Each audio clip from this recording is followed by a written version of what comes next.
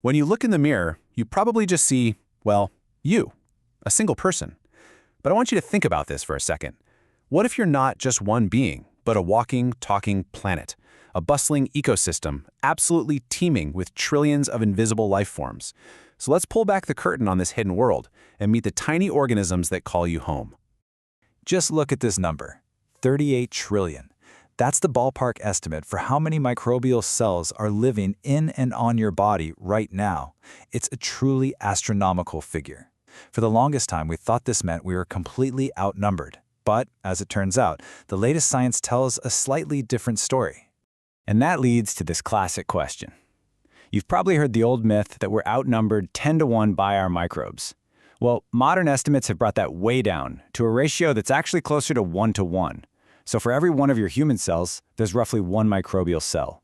It's less of an invasion and really much more of a partnership. But to get a handle on that partnership, we first need to learn the language.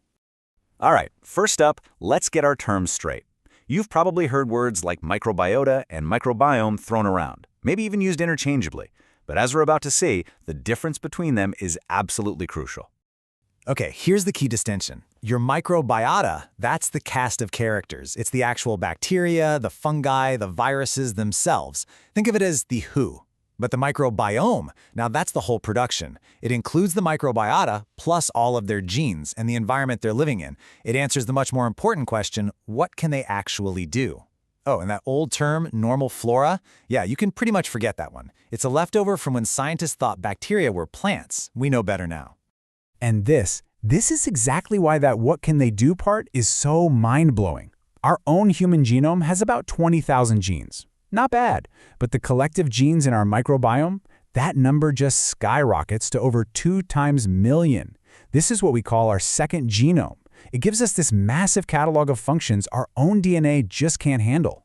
It's a huge evolutionary advantage. We've basically outsourced a ton of complex biochemistry to our tiny tenants. So who exactly are these microbial tenants with all this genetic firepower? It's a really diverse world, way more than just bacteria. Let's meet the main players. First up, the most famous residents, of course, bacteria. They are, by far, the dominant members of the community, the true metabolic workhorses. They do all the heavy lifting, like breaking down the food we can't digest on our own, and even producing essential vitamins for us. Then we've got the archaea. Now these are really ancient, single-celled organisms, totally distinct from bacteria. In us humans, the most common ones are methanogens, and you find them mostly in the gut. They're true specialists, and while there aren't as many of them, they play a very unique role in our inner ecosystem. Fungi are also part of the mix. You might have heard of candida yeasts in the gut or malassezia on the skin. You know, in a healthy, balanced system, they're just harmless residents minding their own business. But if that system gets thrown out of whack, they can become opportunistic and start to overgrow. And finally, maybe the most surprising residents of all, viruses. I know, we're all trained to think of viruses as bad guys, as invaders. But the huge majority of viruses in our microbiome don't target us at all. They're called bacteriophages, which means they infect bacteria. They're like these hidden regulators, keeping different bacterial populations in check and helping maintain stability in the whole community. Now this massive community isn't just smeared evenly all over. No, just like on planet Earth, our bodies have different habitats, and each one has its own unique ecosystem. When it comes to the microbiome, it is all about location, location, location. Just think about the difference between your skin and your gut. The skin is kind of like a dry, exposed desert. It's constantly dealing with the outside world, so the microbial populations there come and go. The gut, on the other hand, is like a dense, oxygen-free rainforest. It's a much more stable environment, and it's home to the largest and most densely populated community of microbes in the entire body. The mouth is another fascinating world. It's like a bustling social network home to hundreds of species that all team up to form these complex communities called biofilms. You probably know it better as plaque. And get this, research shows that your oral microbiome can actually start to resemble the microbiome of the people you live with. It's a true reflection of your social world. So, we've covered who they are and where they live, but the biggest question of all is, what are they actually doing for us? Because this isn't a one-sided deal. It is a powerful mutual partnership. Right, it's easy to just think of these microbes as kind of there, just coexisting with us. But the truth is so much more profound. This quote really nails it. The relationship is mutualistic. It's a two-way street where we both get some massive benefits. So how does this actually work? Well, the journey from fiber to fuel is the perfect example.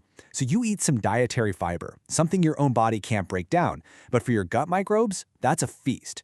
They ferment that fiber, and in the process, they create these incredibly powerful compounds called short-chain fatty acids, or SCFAs. These things are like gold for our health. They literally fuel the cells that line our gut and send signals all over the body that can help reduce inflammation.